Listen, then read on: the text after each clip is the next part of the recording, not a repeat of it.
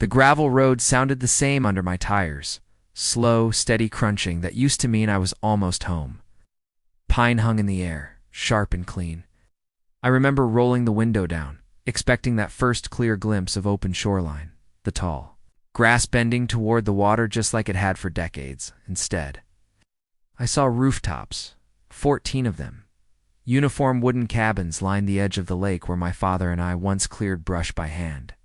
Fresh gravel driveways, trimmed shrubs, porch, lights mounted neatly beside identical doors.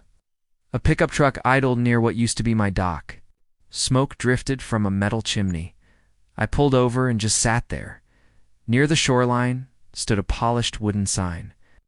Lakeside HOA guest cabins, numbered units occupied. This was my parcel, deeded to me. Taxes paid every year, no one had called. No one had written, and yet somehow my land had been repurposed without me. My father bought that stretch of lakefront nearly 50 years ago, long before anyone imagined a subdivision wrapping around it. Back then it was just timber and water and a narrow dirt access road. The HOA came decades later, after developers carved the surrounding acreage into tidy lots with matching mailboxes. Our parcel was never folded in. Dad was careful about that. He believed in neighbors, not committees. When he passed, the deed transferred cleanly to me. No liens, no shared covenants. Just a simple description in the county record book and a set of boundary pins driven deep into the soil. 5 years ago, I left to help my wife through a long illness. After she passed, I stayed away longer than I planned, helping my daughter relocate across state lines. Life has a way of postponing returns. The property taxes were drafted automatically every spring. I never missed one. I never signed a sale agreement, never granted an easement. The land was supposed to sit quietly, the way it always had. I still remember early mornings fishing beside my father, the dock we built board by board. Back then, there were reeds along the shoreline. Now there were gravel paths and porch lights glowing where the cattails used to be. The HOA president was a man named Mark Delaney. Mid-50s, always in pressed polos, the kind of smile that suggested progress was inevitable. Before retiring early, he'd been a commercial developer. Around the neighborhood, he was known as someone who protected property values. That phrase carried weight with people who had invested their savings into tidy lawns and matching fences, about 5 years back. I remembered seeing occasional HOA newsletters forwarded by a neighbor. They mentioned community enhancement initiatives and long-term revenue strategies. I skimmed them at the time. None required my signature. None referenced my parcel number, from what I later learned. The cabins were presented as short-term rentals for residents' guests, an amenity too. Strengthen community income and prestige. The language framed it as stewardship of shared lake access. Shared, that word lingered. The lake bordered my property. My parcel had always stood separate, legally and deliberately. I had declined formal HOA membership years earlier. I preferred handling my own land, my own insurance, my own decisions. Standing there now, looking at 14 neatly built structures, I couldn't help wondering if my refusal had quietly marked me as absent or inconvenient. Though, the next morning, I walked into the HOA office with a folder under my arm, deed copy, tax statements, and the original survey from my father's estate. The building smelled faintly of coffee and fresh carpet cleaner. Mark Delaney stood when he saw me, offering a firm handshake and a measured smile. "I didn't expect you back so soon," he said. I told him I hadn't expected 14 cabins either. He seemed surprised, but not unsettled. "We believed thee." Parcel was abandoned, he explained. There hadn't been any development activity in years. We've maintained that stretch of shoreline. It benefits the whole neighborhood. I listened without interrupting. He added, "County records didn't show active use."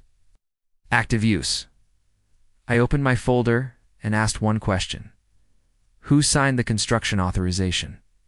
He hesitated just long enough to register. Then he mentioned something about a parcel consolidation assumption. Said their attorney had reviewed the expansion plan. There was no apology. No acknowledgement of error, just language carefully arranged to make occupation sound like improvement. I left knowing conversation wouldn't be enough. I hired a licensed surveyor the following week. He arrived just after sunrise with a pickup, truck full of equipment, tripods, transit levels, bright orange flags. The morning fog still hovered over the lake as he began setting. Reference points along the tree line. Renters stepped onto cabin porches with coffee mugs, watching quietly as measurements were called out and recorded. Metal detectors located the original boundary pins my father had placed decades earlier. Each one was still there. Flag by flag, the perimeter took shape, and cabin by cabin. The truth became unavoidable. All 14 structures sat fully inside my parcel. Not inches over, not partially shared, carefully within my deeded boundaries. No overlap, no ambiguity. That afternoon I drove to the county recorder's office and requested certified copies of the deed history. No easements had ever been granted. No transfer filed. No lien. No adverse possession claim initiated. The chain of title was clean. When the surveyor handed me the final map, he studied the layout for a moment and said quietly, "They built confidently." That word stayed with me. Confidence suggested assumption or calculation. Either way, I now had certainty, and certainty changes strategy. I didn't file a lawsuit right away.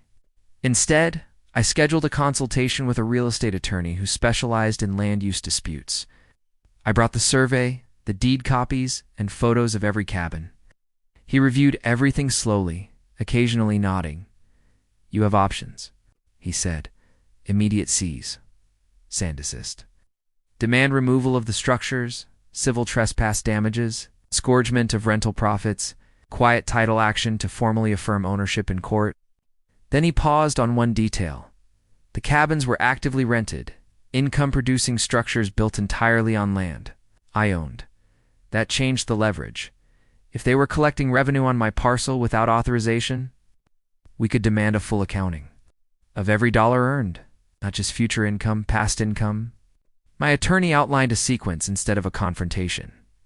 First, formal notice of trespass to the HOA board. Second, demand for complete financial records related to the cabins. Third, notice to the county building department that the structures had been constructed without landowner authorization. Fourth, notification to the HOA's insurance carrier, informing them that the insured party did not hold legal title to the underlying land. He explained the pressure point carefully. If the cabins weren't authorized by the landowner, their liability coverage could be questioned.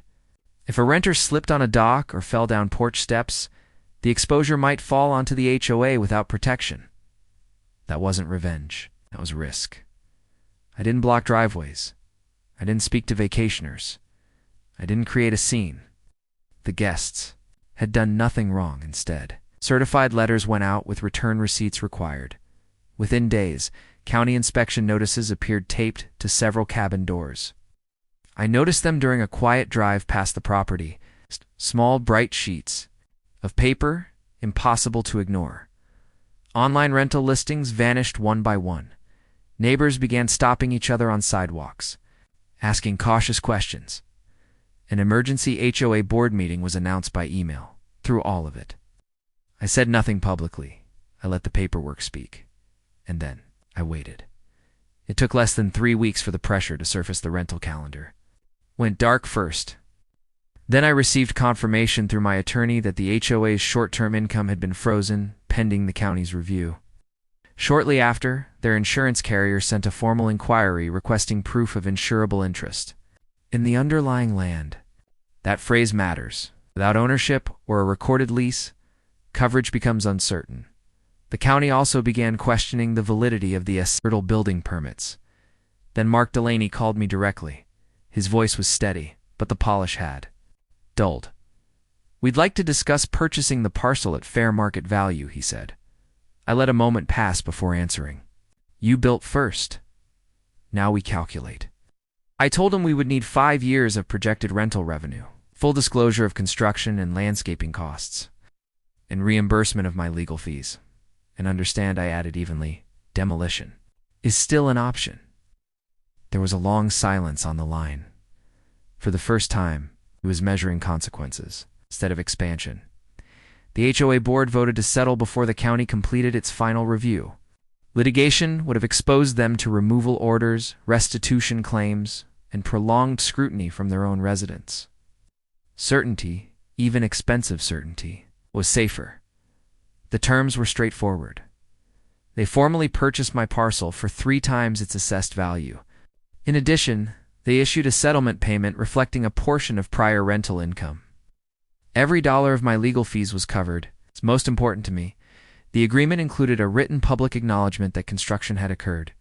Without the landowner's authorization, it wasn't dramatic language. But it was clear I negotiated one personal condition, a recorded easement granting me continued access to the original dock footprint for fishing and lake use. That shoreline had been part of my life too long to surrender entirely. The cabins remained standing, but now they stood on land the HOA actually owned. Months later, Mark Delaney resigned as president. There was no courtroom scene, no headlines, just signatures, notarizations, and recorded documents restoring order, the way it should have existed from the beginning. Some evenings now, I stand at the edge of the dock easement and watch the sun settle across the lake. The cabins are still there, their porch lights blink on one by one as the sky darkens, but they feel different to me. It's not like an intrusion, more like a record of a lesson learned. I could have pushed for demolition, forced every structure off. The shoreline, it would have made a statement, maybe even a headline instead. I chose resolution over spectacle. The value of property rights isn't in fences or survey pins, it's in consent. In the simple understanding that ownership doesn't disappear because someone is grieving, or absent, or quiet. I sometimes wonder how often absence gets mistaken for surrender would. I have preferred to see the reeds untouched, and the shoreline exactly as my father left it, of course. But boundaries defended calmly last longer than anger ever could. If you came back to find strangers profiting from your land, would you demand every nail pulled out, or negotiate from strength?